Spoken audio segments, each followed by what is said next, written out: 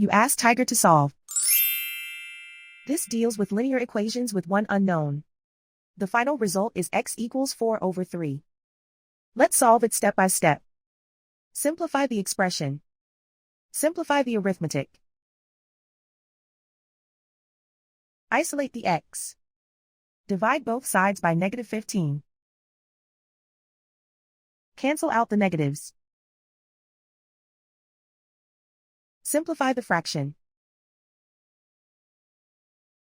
Cancel out the negatives. Find the greatest common factor of the numerator and denominator. Factor out and cancel the greatest common factor. And so the final result is x equals 4/3.